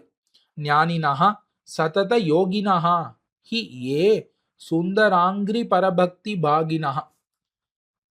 ஏன் ஞானினஹா சதத யோகினஹா சுந்தராங்கிரி பரபக்தி பாகினஹா, இப்படி இருக்கக்கூடியவர்கள் பரமாம் பரே பதே முக்தி மாப்பிய நித்திய கிங்கர பதம் பஜந்தி தே நித்திய கிங்கர பதம் பஜந்தின்னு அருளி செய்கிறார் இந்த ஸ்லோகத்தினாலே. ஞானினஹா, இந்த ஞானிகள்னு இவர்களை விவகரிக்கிறார் கூரத்தாழ்வான். இந்த ஞானிகள் ஆகிறார் யார் என்றால் உதாரா சர்வ ஏவைத்தே ஞானி துவாத்மைவ மேமதம் என்று அருளி செய்தபடிக்கு எம்பெருமானுக்கு தாரகர்களாக இருக்கக்கூடியவர்கள். அதாவது கண்ணனம்பெருமான் கீதையிலே 4 பேர் என்னை வந்து அடைகிறார்கள்னு அருளி செய்கிறான். ஆர்த்தோ ஜிக்ஞாசுர் அர்த்தார்த்தி ஞானீச்ச என்று. ஆர்த்தன் என்றால் ஜிக்ஞாசு, அர்த்தார்த்தி, ஞானின்னு இந்த 4 வகையாக இவர்களை பிரிக்கிறான் கண்ணன். ஆனால் எம்பெருமானார் இதிலே ஆர்த்தனையும் அர்த்தார்த்தியையும் ஒன்றாக சேர்த்து ஐஸ்வர்ய காமன்னு பிரிக்கிறார். அதாவது அதிலே ஒருத்தன் எப்படிப்பட்டவன்னா புதிதாக ஐஸ்வர்யம் வேண்டும்னு பிரார்த்திக்கக்கூடியவன். அவனுக்கு ஒரு குழந்தை இல்லை, இல்லை அவனுக்கு ஒரு வீடு இல்லை, ஏதோ ஒன்று பெரிய ஐஸ்வர்யம் இல்லை, எனக்கு இந்திர பதவி வேண்டும், எனக்கு பிரம்மாவாக பதவி வேண்டும், மாதிரி எனக்கு புதிய புதிய ஐஸ்வர்யங்கள் வேண்டும்னு பிரார்த்திக்கக்கூடியவனை ஒரு வகுப்பிலும், பிரஷ்ட ஐஸ்வர்ய காமன் ஏற்கனவே இந்திரனாக இருந்து அந்த இந்திர பதவி முடிந்து போனவன் மறுபடியும் எனக்கு இந்திர பதவி வேண்டும்னு ஆசைப்படக்கூடியவனோ, இல்லை நல்ல சொத்து உடையவனாக இருந்து சொத்தை இழந்தவன் எனக்கு மறுபடி சொத்தை வேண்டும்னு எம்பெருமான் திருவடிகளிலே வந்து விழக்கூடியவர்களையோ இன்னொரு வகுப்பாக எம்பெருமானார் இப்படி இருவரையும் சேர்த்து 2 பேருக்கும் என்ன கடைசியில தாத்பரியம், ஏதோ ஒரு ஐஸ்வர்யத்தை பெற வேண்டும்ங்கிறதுல. ஆகையாலே ஐஸ்வர்ய காமர்கள், ஐஸ்வர்யத்தை விரும்பி எம்பெருமான் திருவடிகளிலே வந்து ஆசிரியக்கக்கூடியவர்கள்னு ஒரு வகுப்பாக பிரித்தார். இதற்கு மேல இந்த ஜிக்ஞாசுன்னு இருக்கக்கூடியவன் கைவல்யத்தை ஆசைப்படக்கூடியவன். அதாவது கைவல்யம் என்பது இந்த ஆத்மானுபவம். இந்த ஜீவாத்மா இருக்கே, இந்த ஜீவாத்ம ஸ்வரூபமும் ஞானானந்தமயமாக இருக்கக்கூடியது. இந்த ஜீவாத்ம ஸ்வரூபத்தையே எப்பொழுதும் அனுபவித்து கொண்டிருக்க வேண்டும்னு ஆசைப்பட்டு எம்பெருமானை அடையக்கூடியவனாக இருக்கான் இந்த ஜிக்ஞாசு. அவனும் முக்தியை அடைந்து இந்த பிரகிருதி மண்டலத்தை கடந்து நித்திய விபூதியிலே ஒரு ஓரத்திலே இருந்து கொண்டு அவனும் அவனுடைய ஜீவாத்ம ஸ்வரூபத்தையே அனுபவித்து கொண்டு நித்தியமாக இருக்கக்கூடியவன். இப்படிப்பட்ட இந்த கைவல்யார்த்தியும் ஜிக்ஞாசுன்னு அழைக்கப்படுகிறான். இவர்களை தவிர்த்து எம்பெருமானே எனக்கு பிரயோஜனம் என்று பகவல் லாபார்த்தின்னு கூறுவர்கள். இவனுக்கு பிரயோஜனம் என்ன என்றால் பகவான் தான். பகவானினுடைய குணானுசந்தானம், எம்பெருமானை பரமபதத்திலே சென்று அங்கு எம்பெருமானுக்கு அனைத்து கைங்கரியங்களையும் பண்ண வேண்டும், அங்கு எம்பெருமானோடு ரமிக்க வேண்டும், அங்கு எம்பெருமானோடு சேர்ந்து அவனுடைய குணானுபவத்தை பண்ண வேண்டும். சர்வான் காமான் சா பிரம்மணா விபஸ்சிதான்னு எம்பெருமானோடு அனைத்து கல்யாண குணங்களையும் இருந்து அனுபவிக்க வேண்டும்னு ஆசைப்படக்கூடியவன் இருக்கானே, அவனுக்கு தான் ஞானின்னு பேருன்னு சொன்னார் கண்ணன். இப்படி அருளி செய்த பிறகு இந்த 4 பேர்ல இந்த 3 பேரை தள்ளி வைத்துட்டு இந்த ஞானி இருக்கானே, இந்த ஞானி து ஆத்மைவ மேமதம், இந்த மீதி 3 பேர்கள் இருக்கிறார்களே இவர்களுக்கெல்லாம் நான் ஆத்மாவா இருப்பேன், இந்த ஞானி இருக்கானே அவன் எனக்கு ஆத்மாவா இருக்கிறான்னு. இப்படி அவன் எம்பெருமானுக்கு ஆத்மாவா இருக்க முடியும்? எம்பெருமான் தானே இந்த ஞானிக்குள்ளேயும் இருக்கிறான், எம்பெருமானுக்கு தானே பரமாத்மான்னு பேரு. இப்ப கண்ணன் எம்பெருமான் தான் பரமாத்மாவா இருக்கிறான், இந்த ஞானி எம்பெருமானுக்கு ஆத்மாவாக இருக்கிறான்னு சொன்னா அது எப்படி பொருந்தும் அப்படின்னு கேள்வி வரும். அப்ப எம்பெருமானார் காட்டுகிறார், ஆத்மாங்கிறது எப்படி, இந்த ஆத்மாவை விட்டு பிரிந்தால் இந்த தேகமானது தரிக்காது, அந்த க்ஷணமே சீரணமாக ஆகிவிடும், ஒரு பொடி பொடியாக ஆகிவிடும் இந்த தேகமானது. அதுபோலே இந்த ஞானி இல்லையாகில் எம்பெருமான் தரிக்க மாட்டான். இப்ப எம்பெருமானுக்கு தாரணமே இந்த ஞானி தான், எம்பெருமானை தரிக்கக்கூடியவர்களே இந்த ஞானிகள் தான் என்று எம்பெருமான் காட்டினானே. அப்பேற்பட்ட ஞானிகள் இப்ப எம்பெருமான் திருவடிகளிலே நித்திய கைங்கரியம் வேண்டும்னு பிரார்த்திக்கக்கூடிய ஞானிகள் இவ்விடத்திலே கூறப்படுகிறார்கள் ஞானினஹா என்று. அதற்கு மேல சதத யோகினோஹியே. இப்ப சதத யோகினஹா, இந்த சதத யோகினஹான்னா எப்பொழுதும் யோகம் பண்ணக்கூடியவர்கள்னு தாத்பரியம் இல்லை, சதத யோகம் காங்ஷமானாகான்னு எம்பெருமானார் கீதா வியாக்கியானத்திலே பண்ணி அருளி இருக்கிறார். அதாவது தேஷாம் சதத யுக்தானாம் என்கிற அந்த ஒரு ஸ்லோகம் இருக்கிறது கீதையிலே. அந்த ஸ்லோகத்திலே தேஷாம் சதத யுக்தானாம் என்ற ஒரு வார்த்தை வந்திருக்கிறது. சதத யுக்தர்கள் அப்படிங்கிற அந்த இடத்திலே எம்பெருமானார் என்ன சொல்கிறார்னா சதத யோகம் காங்ஷமானாகா, அதாவது எப்பொழுதும் எம்பெருமானோடு கூடியிருந்து அனுபவிக்க வேண்டும்னு ஆசைப்படக்கூடியவர்களுக்கு சதத யுக்தாகான்னு பேர். அத்தை கருதிதான் இந்த இடத்துல சதத யோகினஹா என்று ஆழ்வான் அருளி செய்கிறார். ஆகையாலே ஞானியாக சதத யோகியாக இருக்கக்கூடியவர்கள் இவர்கள் என்ன பண்ணுகிறார்கள்னா பக்தி யோகம்ங்கிற உபாயத்தை கை கொள்ளுகிறார்கள்னு காட்டுகிறார். சுந்தராங்கிரி பரபக்தி பாகினஹா, அந்த அழகரினுடைய திருவடி தாமரைகளிலே பக்தியை உடையவர்களாக இருக்கிறார்கள். அழகரினுடைய திருவடிகளை தங்களுக்கு ஆஸ்பதமாக கொண்டுள்ளார்கள் இவர்கள். சுந்தராங்கிரியிலே பக்தியை உடையவர்களாக இருக்கிறார்கள் என்று தெரிகிறது. ஆக இவர்கள் பக்தி யோகத்தை கை கொண்டுள்ளார்கள் என்பது நமக்கு இதிலிருந்து தெரிகிறது. அழகரினுடைய திருவடிகளிலே பக்தியை உடையவர்கள் என்று அர்த்தம். இந்த பக்தியாவது என்ன என்றால், இந்த பக்தி யோகம் என்பது ஞான கர்ம யோகங்களை அங்கமாக உடையது. கர்மயோகங்களை பலகாலம் அனுஷ்டித்து அந்த கர்மங்களினாலே இவன் மனதானது நிர்மலமாக ஆக அந்த நிர்மலமான மனசிலே ஆத்ம சாட்சா்காரமானது ஏற்படுகிறது. அந்த ஆத்ம சாட்சா்காரம் கைவரப்பெற்றவனாக இருந்து கொண்டு அதற்கு மேலே பரமாத்மாவான எம்பெருமானை தியானிக்க தொடங்குகிறான் இவன். இப்படி எம்பெருமானினுடைய தியானத்தை செய்து அதற்கு மேல அந்த தியானத்தையும் ஸ்நேகபூர்வகமாக செய்து அந்த ஸ்நேகபூர்வகமான தியானமும் தர்சன சமானாகாரமாக உருபெற்று இப்படி எம்பெருமானுக்கு உண்டான கைங்கரியங்களை எல்லாம் பண்ணிக்கொண்டு வாழ்தல் தான் பக்தி யோகம் என்று கூறப்படுகிறது. மன்மனா பவ மத் பக்தா மத்யாஜி மாம் நமஸ்குருங்கிற ஸ்லோகத்தை எடுத்து நாம் முன்பே பார்த்திருந்தோம். அதுபடிக்கு இந்த பக்தி யோகத்தை செலுத்தக்கூடியவர்கள் இவர்களெல்லாம் எங்கேயோ கிரகத்திலேயோ காட்டிலேயோ அமர்ந்து கொண்டு பக்தியை செலுத்தவில்லையாம். இந்த பக்தி யோகத்தை பண்ணக்கூடியவர்கள்லாம் எங்க வந்து நிற்கிறார்கள்னா, அழகருடைய திருவடி தாமரைகள்ல வந்து இந்த அழகரை சேவித்து இவரை மனதிலே நிறுத்தி இவரைத்தான் தியானிக்கிறார்களாம். அந்த அழகரின் திருவடிகளையே தான் எப்பொழுதும் தியானித்து கொண்டிருக்கிறார்கள் இந்த பக்தியோக நிஷ்டர்கள். இப்படி அழகர் திருவடிகளை தியானிக்கக்கூடியவர்களாக இருப்பதினாலே இவர்கள் என்ன பண்ணுகிறார்கள்னா, தே பரமாம் முக்தி மாப்பிய, இவர்கள் பரமமான முக்தியை அடைந்து, அது என்ன பரமமான முக்தி அப்படின்னா உயர்ந்த முக்தி. இப்ப அப்புனராவிருத்தி லட்சணமான முக்தி, எங்கு போனால் திருப்பி வர இயலாதோ அப்பேற்பட்ட பரமபதமான அந்த முக்தியை அடைந்து பரே பதே உயர்ந்த பதத்திலே, அதாவது பரமபதத்திலே ஸ்ரீவைகுண்ட மாநகரிலே நித்ய கிங்கர பதம் பஜந்தி, நித்திய கிங்கரர்கள் என்று பெயர் பெறுகிறார்கள்னு அர்த்தம். இவர்களுக்கு அங்க போனோடனே என்ன பெயர் வந்துடுது?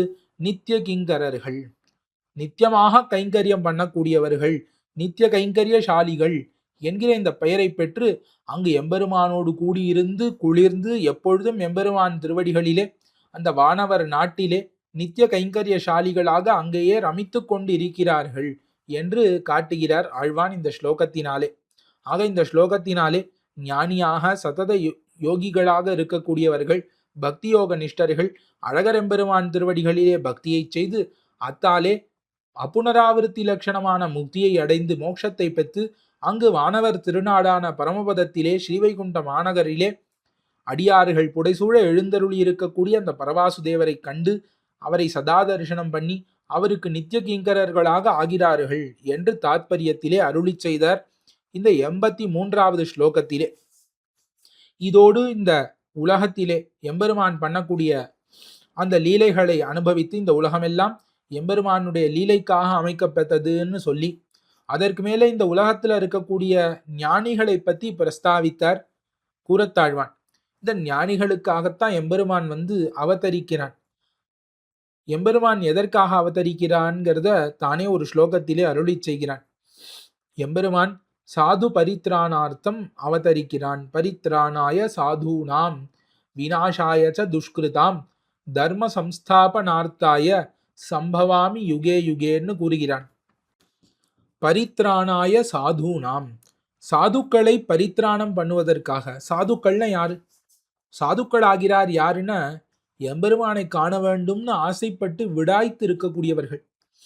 அவர்களை ரட்சிக்கிறது எப்படி ரட்சிக்க முடியும்னா, தான் வந்து தன்னுடைய திருமேனியை காட்டி வாயாலே குஷலம் விசாரித்து கையாலே தடவி கொடுத்து அவர்கள் தலையை தன் திருவடியிலே பொருந்த வைத்து கொண்டால்தான் எம்பெருமான் அவர்களை ரட்சிப்பதாக ஆகும். ஆகையாலே தன்னுடைய ஆதியன் ஜோதி உருவை அங்கு எப்படி எம்பெருமான் வைத்திருக்கிறானோ அப்ராகிருத திவ்ய சம்ஸ்தானத்தை கொண்டு வந்து இவ்விடத்திலே பற்பல அவதாரங்களை செய்கிறான் எம்பெருமான். ஆக இந்த ஞானிகளை ரட்சிப்பதற்காகத்தான் எம்பெருமான் என்ன பண்ணுகிறான்? அவதாரங்களையே செய்கிறான். இந்த ஞானி பிரஸ்தாவம் வந்த உடனே என்ன எடுத்து அவதாரங்களை அனுபவிப்போம்னு இறங்குகிறார் கூறத்தாழ்வான். சரி, அவதாரங்களை எல்லாம் அனுபவிக்க வேண்டும். என்ன அவதாரத்தை அனுபவிப்பது? எல்லா அவதாரத்தையும் அனுபவிக்க போகிறார் பின்னாடி கூறத்தாழ்வான். இதற்கு மேல ஒவ்வொரு அவதாரமாக அந்த ஒவ்வொரு அவதாரத்தில் ரொம்ப விசேஷமான ஸ்லோகங்களை கொண்டு ஆழ்வார்கள் அனுபவித்ததை திருவுள்ளத்திலே கொண்டு அதை அப்படியே வடிவமைத்து அனுபவிக்க போறார். மேல மத்ஸ்யாவதாரம் முதலான ஸ்லோகங்களும் ரொம்ப அற்புதமான ஸ்லோகங்கள் அமைந்திருக்கின்றன. இப்படி அவதாரங்களை எல்லாம் அனுபவிப்பதற்கு முன்பாக, மத்ஸ்ய கூர்மாதி விபவாவதாரங்களை அனுபவிப்பதற்கு முன்பாக என்ன பண்ணுகிறார்? இந்த அவதாரங்களை ஏன் எம்பெருமான் பண்ணுகிறான், எப்படி பண்ணுகிறான் என்று ஒரு அவதாரிக்கை போன்று ஒரு 5-6 ஸ்லோகங்களை அருளி செய்கிறார் இவ்விடத்திலே. இதுல 84 என்கிற இந்த ஸ்லோகம் தொடங்கி இந்த அவதாரங்களை ஏன் பண்ணுகிறான் என்பதை குறித்த ஒரு அவதாரிக்கையாக அமைந்திருக்கிறது. அதுல இந்த 84வது ஸ்லோகத்தை முதலிலே அனுபவிப்போம். தேவஸ்ய சுந்தர புஜஸ்ய வனாத்ரி பர்த்துஹு ஹைஷீலவத்வம் அதவாஸ்ரித வத்சலத்வம் ஐஷஸ்வபாவம் அஜஹத்பிரிஹாவதாரைஹி யோலஞ்சகார ஜகதாஸ்ரித துல்லிய தர்மா. எம்பெருமான் இந்த உலகத்திலே அவதரிக்கும் பொழுது எப்படி அவதரிக்கிறான் என்பதை தானே அவதார ரகசியத்தை அருளி செய்கிறான். அஜோபி சன் அவ்யயாத்மா பூதானாம் ஈஸ்வரோபி சன் பிரகிருதிம் ஸ்வாம் அதிஷ்டாய சம்பவாம் ஞாத்ம மாயையா என்று கீதையிலே ஒரு அழகான ஸ்லோகம். நாமெல்லாம் பிறக்கிறோம் என்றால் நம்முடைய கர்மமடியாக பிறக்கிறோம். இந்த பிரகிருதியானது பிறக்கிறதுன்னா நம்முடைய கர்மங்களுக்கு பலன் கொடுப்பதற்காக பிரகிருதி பிறக்கிறது. இந்த பிரகிருதியானது தானே மாறுபடுகிறது. இந்த ஜீவாத்மாவானவன் அவனுடைய ஞானம் மாறுபடக்கூடியபடியினாலே, அவனுடைய தர்மங்கள் மாறுபடக்கூடியபடியினாலே அவனும் ஏதோ ஒரு மாறுபாட்டை அடைகிறான். அந்த மாதிரி எம்பெருமான் யாதொரு மாறுபாட்டையும் அடையவில்லைங்கிறதை அஜோபிசன் அவ்யயாத்மா என்று அருளி செய்கிறார். இப்ப கண்ணன் சொல்கிறான் கீதையில, நான் பிறக்கும் பொழுது நான் எந்த ஒரு மாறுபாட்டையும் அடைவதில்லை. பிரகிருதி போன்றோ இந்த ஜீவாத்மாக்கள் போன்றோ சொரூபத்திலோ தர்மத்திலேயோ நான் எந்த மாறுபாட்டையும் அடைவதில்லை. அது மட்டுமில்ல, பூதானாம் ஈஸ்வரோபிசன், இப்ப ஹேய பிரத்யனீகனாக இருந்து கொண்டே பூதானாம் ஈஸ்வரகா, அப்ப நான் சர்வேஸ்வரனாக சர்வசக்தியாக இப்படி இருந்து கொண்டே நான் பிறக்கிறேன் என்று அருளி செய்கிறான். பூதானாம் ஈஸ்வரோபிசன் பிரகிருதிம் ஸ்வாம் அதிஷ்டாய சம்பவாம் ஆத்மமாயான்னு அருளி செய்கிறான் எம்பெருமான். இவ்விடத்திலே பாஷ்யம் அருளி செய்யக்கூடிய எம்பெருமானார் பாரமேஸ்வரம் ஸ்வபாவம் அஜகதேவ என்று அந்த அஜகத்னு அந்த வார்த்தையை அருளி செய்கிறார். அத்தை திருவுள்ளத்திலே கொண்டு அவருடைய சிஷ்யரான கூறத்தாழ்வான் ஐஷஸ் ஸ்வபாவம் அஜகத்பிரிஹாவதாரைன்னு அதே வார்த்தையை இவ்விடத்திலும் காட்டுகிறார்.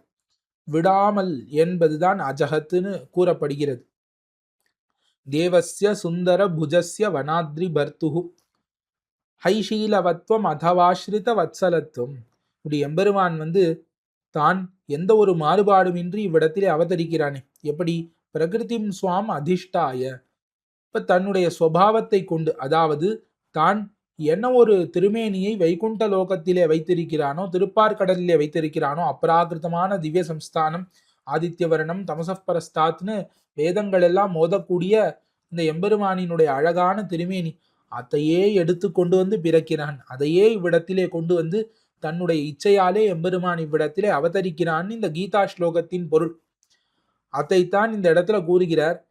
இந்த இடத்துல எம்பெருமான் தன்னுடைய இச்சையால் அவதரிக்கிறான்னு இருந்தால் கூட, ஆனாலும் எம்பெருமானினுடைய குணங்கள் தூண்டத்தான் எம்பெருமான் அவதாரங்களை பண்ணுகிறான் என்கிற இந்த ரகசிய அர்த்தத்தையும் வெளியிடுகிறார் கூறத்தாழ்வான். ஐஷஸ் ஸ்வபாவம் அஜஹத்பிரிஹாவதாரைஹி ஆஸ்ரித துல்லிய தர்மா ஜெகத் அலஞ்சகார. அதாவது எம்பெருமான் இந்த உலகத்தை அலங்கரிப்பதற்காக பிறக்கிறான். இந்த உலகத்திலே எம்பெருமான் சம்பந்தப்பட்டு இந்த உலகமானது அழகு பெறுகிறது. இந்த உலகத்துல எவ்வளவோ இடங்கள், பிருந்தாவனம், அயோத்தியை முதலான இடங்கள்லாம் எம்பெருமான் திருவடிப்பட்டதினாலே அந்த இடம் அழகு பெற்றார் போலே ஆகிறது. இப்போ எம்பெருமான் அவதரிக்கும் பொழுது எப்படி அவதரிக்கிறான்?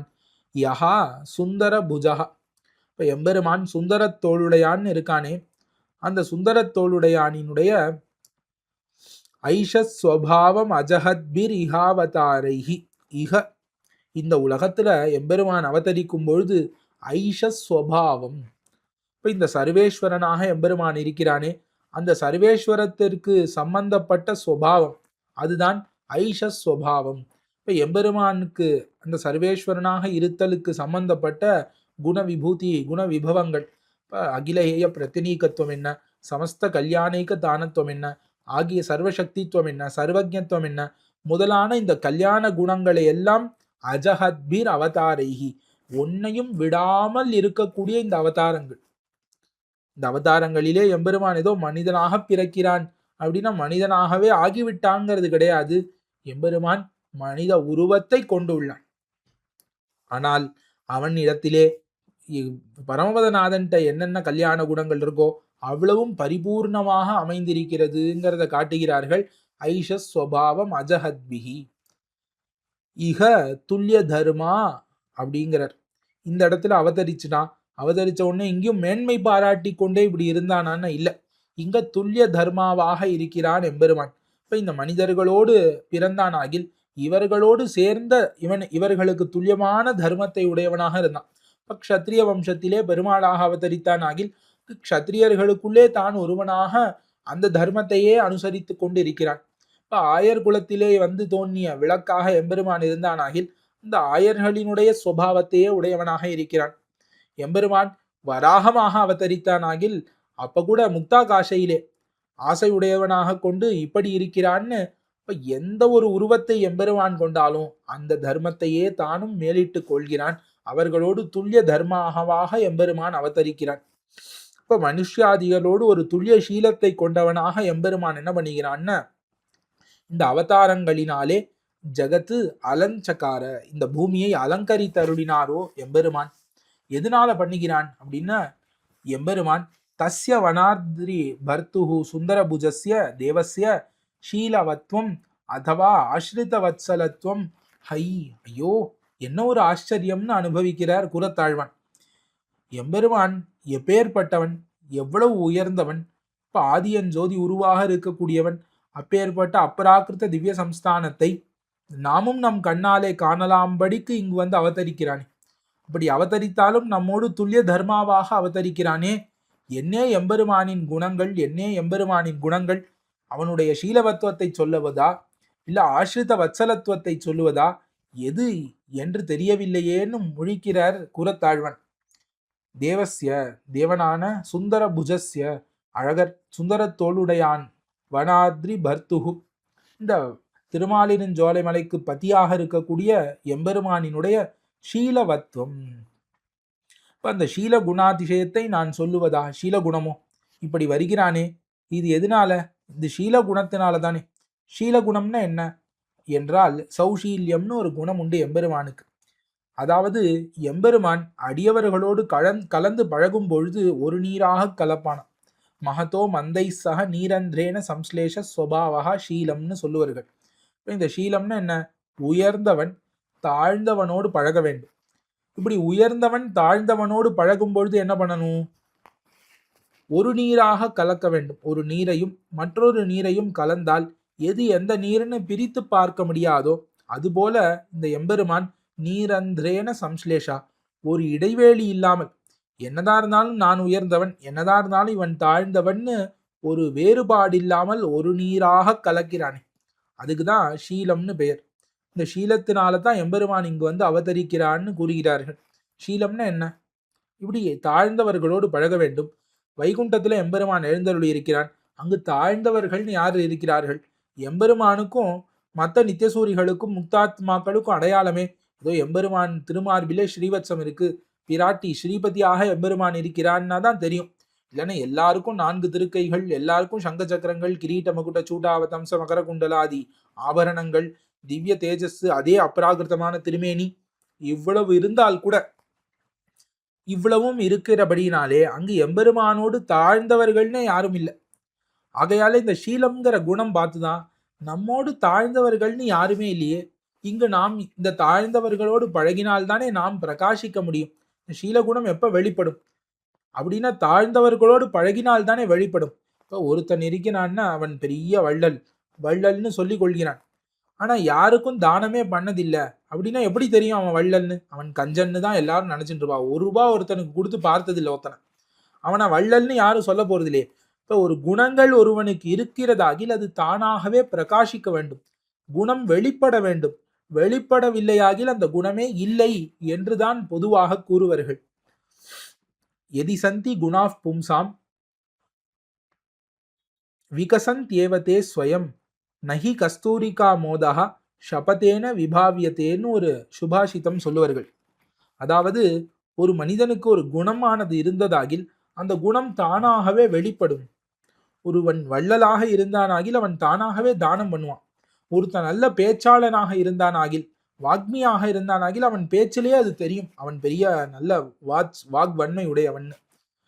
ஒருவன் முட்டாளாக இருந்தானாகில் அதுவும் அவன் செயல்களிலே தெரிஞ்சிடும். இப்போ ஒரு குணம் ஒருவனுக்கு இருந்ததாகில் அதை குணம் வெளிப்படணும்னு நாம் யத்னம் பண்ண வேணாம். அந்த குணம் தானாகவே வெளிப்படும். அதுக்கு ஒரு உதாரணம் கூறுகிறார்கள். நஹி கஸ்தூரிகா மோதா ஷபதேன விபாவியதே. ஒரு இடத்திலே ரொம்ப வாசனை மிகுந்த கஸ்தூரி திரவியத்தை வைத்திருக்கிறார்கள். அந்த இடத்துல அந்த கஸ்தூரியினுடைய வாசனையானது என்ன பண்ணும்? தானாகவே வெளிப்படும். அந்த இடத்துக்கு போனாலே அந்த கஸ்தூரி மனம் கமழும் அல்லவா? இல்ல அந்த இடத்துல கஸ்தூரி வாசனையே வரல, இல்ல இங்க கஸ்தூரி வாசனை இருக்குன்னு நான் சபதம் பண்றேன், இருக்கு அப்படின்னு யாராவது சொல்லுவாளா?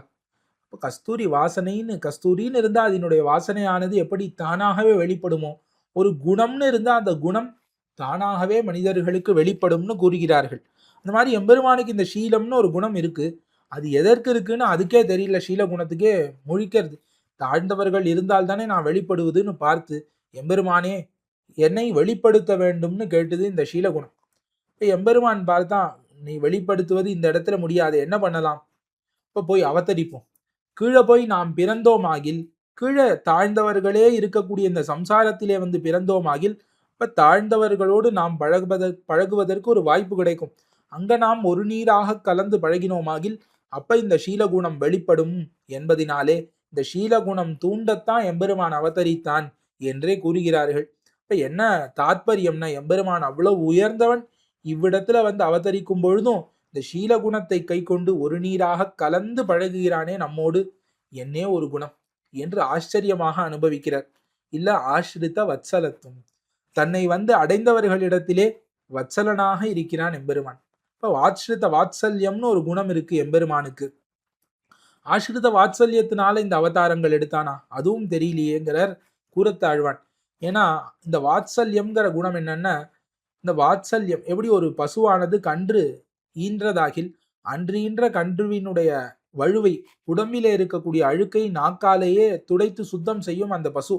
இப்ப அந்த குற்றத்தை கூட குணமாக கொள்ளக்கூடிய ஒரு தன்மை, தோஷ போக்கியத்துவம்னு சொல்லுவார்கள் வாத்சல்யம். இந்த தோஷங்கள் யாரிடம் இருக்கிறதோ அவர்களிடத்துலதான் தோஷ போக்கியத்துவமாகிற இந்த வாத்சல்யத்தை வெளிப்படுத்த முடியும். நித்தியசூரிகளுக்கோ முக்தாத்மாக்களுக்கோ தோஷமே கிடையாது, சம்சார கந்தமற்றவர்கள் கர்மமே கிடையாது. ஆகையாலே அங்கு அது வெளிப்படாது. ஆகையாலே எம்பெருமான் இந்த உலகத்திலே பிறந்து இங்க இருக்கக்கூடிய சம்சாரிகளினுடைய தோஷத்தை எல்லாம் போக்கியமாக கொண்டு இவர்களை ரட்சித்தருளினானே. இந்த ஆசிரித வத்சலத்துவம் இந்த குணத்தைன்னு சொல்லவா? எம்பெருமான் எதனால பிறந்தான்னு தெரியலையே.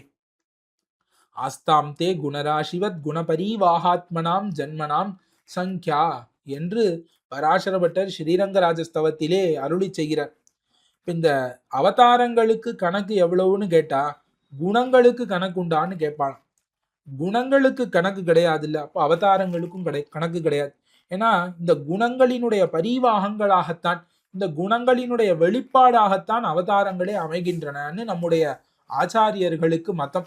என்னதான் எம்பெருமான் நான் என்னுடைய இச்சையாலே அவதரிக்கிறேன்னு சொல்லியிருந்தாலும் அந்த இச்சைக்கு மூலமாக இருக்கக்கூடியது இந்த குணங்களை வெளிப்படுத்த வேண்டும், ஆசிரிதர்களை ரட்சிக்க வேண்டும். இந்த குணங்கள் எல்லாம் எப்படிப்பட்ட குணங்கள்னா, ஆசிரிதர்களை ரட்சிப்பதற்காகவேன்னு ஏகாந்தமா இருக்கக்கூடிய குணங்கள். அப்பேற்பட்ட குணங்களை வெளிப்படுத்தி கொண்டு ஆசிரிதர்களை எல்லாம் ரட்சித்தருள்வதற்காகத்தானே எம்பெருமான் இந்த அவதாரங்களை எல்லாம் பண்ணுகிறான். ஆகையாலே இந்த 2 குணமும் இருக்கிறதே, இதன் எதனால அவதரிக்கிறான்னு தெரியலையே, ஆச்சரியம் ஆச்சரியம்னு அனுபவிக்கிற கூறத்தாழ்வான் இந்த ஸ்லோகத்தினாலே. ஆக சௌஷீல்யம் வாத்சல்யம்னு 2 குணத்தை அனுபவித்தார். இதற்கு மேல சௌலபியம்னு ஒரு குணம் உண்டு. இந்த சௌலபியம்னா என்னன்னா, யார் கண்ணுக்கும் எட்டாமல் இருக்கக்கூடிய தன்னுடைய திருமேனியை எல்லா மனிதர்களும் கண்டு அனுபவிக்கலாம்படிக்கு வந்து அவதரிக்கிறானே, இதற்கு சௌலபியம்னு சொல்லுவார்கள். அதை ஒரு வகையாக அனுபவிக்கிறார் கூறத்தாழ்வான். 85வது ஸ்லோகத்திலே சிம்ஹாத்ரி நாத தவவாங் மனசாதி விருத்தம் ரூபம் त्वतीन्द्रियमुदाह ரகசியவாணி ஏவம் ச ந த்வமிஹ சேத் சமவாதரிஷ்யத் த்வஞான பக்தி விதயோத்யமுதா பவிஷ்யன் என்று அழகான ஸ்லோகம். சிம்ஹாத்ரிநாத, சிம்ஹாத்ரின்னு திருமாலிருஞ்சோலைமலைக்கு திருநாமம்.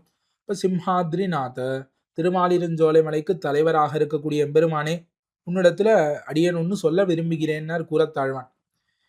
எம்பெருமானின் அவதாரங்களை எல்லாம் பண்ணவில்லையாகில் ஸ்ருதி ஸ்மிருதி சகல சாஸ்திரங்களும் எப்படியா இருக்கும்னா வியர்த்தமாக போயிருக்கும். எல்லாமே வியர்த்தமாக போயிருக்குமாம் எம்பெருமான் அவதரிக்கவில்லையாகில். ஏன்னு காட்டுகிறார். ரகசியவாணி வாங் மனசாதி விருத்தம் தவ ரூபம் தூ அதீந்திரியம் உதாக. ரகசியவாணி, இப்ப ரகசியமான அந்த வாக்கானது, அதாவது உபனிஷத்துன்னு தாத்பரியம். ரகசியமாக ஓதப்படக்கூடிய வாக், ரகசியார்த்தங்களை வெளியிடக்கூடிய அந்த உபனிஷத்தானது என்ன கூறுகிறதுன்னா எம்பெருமானை அவாங் மனச கோச்சரன்னு கூறுகிறது. அதாவது வாக்குக்கும் மனதுக்கும் எட்டாதவன். எம்பெருமானை பார்க்க முடியுமான்னு கேட்டா ந சக்ஷுஷா பஷ்யதி, யாருமே அவனை இந்த கண்ணாலே பார்ப்பதில்லை, பார்க்க முடியாதுன்னு கூறுகிறது இந்த சாஸ்திரங்கள். இப்ப எம்பெருமானினுடைய ரூபம் இருக்கிறதே, திருவுருவம், எம்பெருமானுடைய திவ்யமங்கள விக்கிரகம் திருமேனி, அது வாங் மனசாதி விருத்தம், இந்த வாக்குக்கும் மனசுக்கும் எட்டாத ஒன்று. எம்பெருமான் திருமேனி இப்படி இருக்கும்னு நம்மால யோசித்து கூட பார்க்க முடியாது. ஏன்னா அது அப்ராகிருதம். நம்ம ஏதாவது ஒன்னத்தை பார்த்து இருந்தோமாகில் இது போல இருக்கும்னு யோசித்து பார்க்கலாம். நாம் ஒன்னத்தை பார்க்கவே இல்லையாகில் அதை பத்தி எப்படி யோசிக்க முடியும்? அதை பத்தினதே நமக்கு தெரியாது, எதனால ஆயிருக்குன்னு கூட நமக்கு தெரியாது. இப்படி அப்ராகிருதமான திவ்யமங்கள விக்கிரகம் இருக்கிறதே, அந்த விக்கிரகத்தை நாம் வாக்கால துதிக்க முடியாதுன்னு கிடையாது, நம் மனசால கூட நினைத்து பார்க்க முடியாது. அப்பேற்பட்ட அந்த திருவுருவத்தை என்ன சொல்கிறது இந்த சாஸ்திரம்னா அதீந்திரியம், இந்திரியங்களை கடந்து இருக்கக்கூடியது. இப்ப இந்திரியங்களுக்கு எட்டாதது, கண்ணால் காண முடியாதது என்று உதாக ஓதி வைத்தது. இப்ப உபனிஷத்தெல்லாம் என்ன சொல்லிடுது? எம்பெருமானியுடைய திருமேனியை கண்ணால பார்க்க முடியாதுன்னு சொல்லி வைத்திருது. ஏவம் ச, சரி இப்படின்னு உபனிஷத்து ஓதி வைத்து விட்டதே, அதனால நாம் என்ன பண்ணுவோம்? நம்முடைய ரூபத்தை யாருக்கும் காட்ட வேண்டாம், உபனிஷத் வார்த்தையை பொய்யாக்க கூடாது. ஏவம் சத்வம் இகன சமவாதரிஷ்யச்சேத், இப்படி எம்பெருமான் மனதிலே திருவுள்ளத்திலே கொண்டு என்னது உபனிஷத்தெல்லாம் சொல்லிடுத்து என்னை யாரும் பார்க்க முடியாது அப்படின்னு, ஆகையாலே நாம் அதை பொய்யாக்க வேண்டாம், ஆகையாலே நாம் அவதரிக்க வேண்டாம். அவதரிச்சாதானே எல்லாரும் நம்மை பார்ப்பார்கள், அவதரிக்கவில்லையாகில் யாரும் நம்மை பார்க்க மாட்டார்கள் அல்லவா? ஆகையாலே இக ந சமவாதரிஷ்யத்து, நீ ஒருவேளை இங்கு அவதாரங்களை எல்லாம் செய்யாமல் இருந்திருந்தாயாகில் இந்நிலத்திலே போந்து இங்கு விபவாவதாரங்கள் எல்லாவற்றையும் ராமகிருஷ்ணாதி உருவங்களை கொண்டு வந்து நம் கண்ணுக்கெல்லாம் விஷயமாகும்படிக்கு, இந்த கட்கண்ணுக்கும் விஷயமாகும்படிக்கு நீ காட்டவில்லையாகில் என்ன ஆகியிருக்கும் தெரியுமோ? அது ஏதோ உபனிஷத் சொல்லிடுத்துன்னு நீ பண்ணியிருப்ப, ஆனா உண்மையில என்ன ஆயிருக்கும்? அப்பதான் உபனிஷத்தானது பொய்யாக ஆகியிருக்கும்னு கூறுகிறார் கூறத்தாழ்வான். உபனிஷத்து உன்னை காண முடியாதவன்னு சொல்லிடுத்து, அதனால நீ வரமாட்டேன், அவதரிக்க மாட்டேன்னு ஒரு முடிவெடுத்து இருந்தையாகில் அப்பொழுதுதான் உபனிஷத்தானது பொய்யாக ஆகியிருக்கும். த்வஞான பக்தி விதயா அத்ய முதா அபவிஷ்யத்து. இப்ப சாஸ்திரங்கள் எல்லாம் எம்பெருமானை குறித்து ஞானத்தை பண்ண வேண்டும், பக்தியை பண்ண வேண்டும்லாம் விதிக்கின்றன. நிதித்தியாசி தவ்யா, எம்பெருமான் எப்பொழுதும் தியானிக்க தகுந்தவன். தைர தாராவத் அவிச்சின்ன ஸ்மிருதி சந்தான ரூபமாக இருக்கக்கூடிய இந்த உபாசனத்திலே எம்பெருமானை நிலை நிறுத்த வேண்டும்னு கூறுகிறார்கள். எம்பெருமான் அந்த உபாசனத்திலே தியானிக்கப்பட வேண்டும்னா எம்பெருமானினுடைய திருமேனியைத்தானே நாம் தியானிக்க முடியும். அதற்கு மேல பக்தி விதிகள், எம்பெருமானை தாம் அர்ச்சையேத், தாம் பிரணமேத், நித்தியம் பிரதட்சிணி குறியாத்னு எம்பெருமானை அர்ச்சியுங்கோள், எம்பெருமானை வணங்குங்கோள், எம்பெருமானுக்கு பிரதட்சணாதிகளை பண்ணுங்கோள், எம்பெருமானுக்கு திருமாலை கட்டி சமர்ப்பியுங்கோள், எம்பெருமான் கோவிலிலே சென்று அவனை வணங்குங்கோள், இப்படி பற்பல வழிபாட்டுக்களை சாஸ்திரங்கள் விதிக்கின்றன. ஞான பக்தி விதையாக. இதையெல்லாம் எப்ப நாம் பண்ண முடியும்? எம்பெருமானை கண்ணாலே கண்டால்தான். எம்பெருமான் அவதாரங்களை எடுத்துக்கொண்டு இந்த உலகத்துக்கு வந்தாதான் எம்பெருமானுக்கு ஒரு மாலாக்காரர் மாலை சமர்ப்பிக்க முடியும். எம்பெருமான் அவதாரங்களை எடுத்துக்கொண்டு வந்தால்தான் ஒரு விபீஷண ஆழ்வான் எம்பெருமான் திருவடிகளிலே விழுந்து சரணாகதியை அனுஷ்டிக்க முடியும். எம்பெருமான் கண்ணனாக உருவெடுத்து கொண்டு வந்தால்தான் கூனியிடமிருந்து சாந்தை வாங்கி பூசிக்கொள்ள முடியும். அக்ரூரருக்கு தன்னுடைய திருமேனியை அழிக்க முடியும். இதெல்லாம் எப்ப பண்ண முடியும்? எம்பெருமான் அவதாரம் பண்ணாதான். எம்பெருமானை தியானம் பண்ணுவா, எம்பெருமானிடத்திலே பக்தி பண்ணுவா, எம்பெருமானுக்கு பூஜை பண்ணுவான்னு இவ்வளோ சொல்லி வைத்து விட்டு எம்பெருமான் கண்ணுக்கே தெரியலன்னா எப்படி இதெல்லாம் பண்ண முடியும்? இப்ப பண்ண முடியாதவத்தை ஸ்ருதியானது வேதங்களானது ஓதி வைத்தன என்று இந்த விஷயங்கள் எல்லாம் பொய்யாக ஆகியிருக்கும். ஒருத்தனால பண்ண முடியாததை ஒருவன் சொல்லக்கூடாது. பொதுவா இப்ப மனிதனை கூட்டு நீ பற அப்படின்னு சொல்ல முடியாது. ஏன்னா பறவைகளால தான் பறக்க முடியும். மனிதனால கையை வைத்து கொண்டு பறக்க முடியாது. சிறகு இருக்கிறவன் தான் பறப்பான். இப்ப மனிதர்களை பறக்கணும்னு சொன்னா யார் சொல்லுவா? அப்படி முட்டாள் தான் சொல்லுவார்கள், அறிவில்லாதவர்கள் தான் சொல்லுவார்கள். இப்போ முட்டாள் பேச்சாக ஆகிவிடும் இந்த ஸ்ருதியானது. இப்ப பண்ணவே முடியாததை போய் பண்ணுன்னு சொல்றதேன்? ஆக எம்பெருமான் இந்த மாதிரியான ஸ்ருதிகளை எல்லாம் பொய்யாக்க கூடாதுன்னு எம்பெருமான் பற்பல அவதாரங்களையும் பண்ணி கொண்டு வந்து தன்னுடைய திவ்யமங்கல விக்கிரகத்தை நம் கண்ணுக்கும் இலக்காக்கினான் என்று அருளி செய்கிறார் ஆழ்வான் இந்த ஸ்லோகத்தினாலே. இப்படி 5 ஸ்லோகங்களினாலே உண்டான கருத்துக்களை எல்லாம் நாம் அனுபவித்தோம்.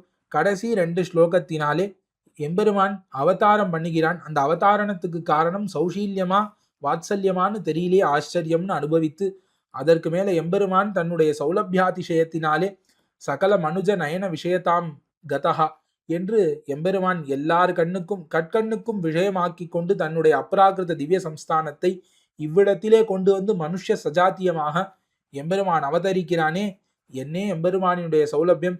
இப்படி எம்பெருமான் ஒரு கால் செய்யாமல் இருந்தானாகில் இந்த ஞானம் பக்தி முதலானவற்றையெல்லாம் விதிக்கக்கூடிய சாஸ்திரங்கள் இது எல்லாம் வியர்த்தங்களாக ஆகியிருக்கும். இதுக்கு ஒரு இலக்கு கிடைக்காதே. ஆகையாலே இந்த சாஸ்திரங்கள் எல்லாம் நிரர்த்தங்களாக ஆகியிருக்கும். ஸ்ருதி ஸ்மிருதிர் மமைவாக்யான்னு இந்த திருமுக பாசுரமும் பழுதே போயிருக்கும். ஆகையாலே அதையெல்லாம் அப்படி ஆகாமல் எம்பெருமான் காத்தருளி திருவவதாரங்களை செய்தருளினான்னு சொல்லி முடிக்கிறார். மேலே பற்பல ஸ்லோகங்களினாலே விபவ அவதாரங்களை செய்தருளினதற்கு காரணம் அவதாரத்தினாலே எம்பெருமானுக்கு என்னென்ன சௌகரியம் வந்தது என்பதையும் பக்தான்னு தொடங்கி 86வது ஸ்லோகத்திலே ரொம்ப விஷதமாக அனுபவிக்கிறார். மேலே நாம் அதை அனுபவிப்போம். ஆழ்வார் திருவடிகளே சரணம். எம்பெருமானார் திருவடிகளே சரணம். ஜீயர் திருவடிகளே சரணம்.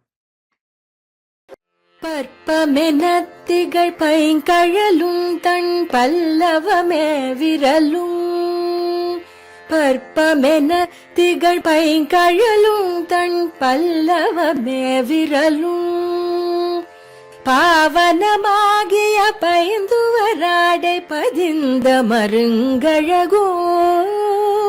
பாவனமாகிய பைந்துவராடை பதிந்த மருங்கழகோ. முப்புரி நூலோடு முன்கையில் ஏந்திய முக்கோல் தன்னழகும். எப்பொழுதும் யதிராசன் வடிவழகு என் இதயத்துள்ளதால்.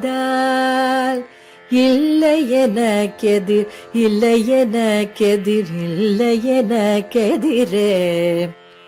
இல்லை எனக்கெதிர் இல்லை எனக்கெதிர் இல்லை எனக்கெதிரே.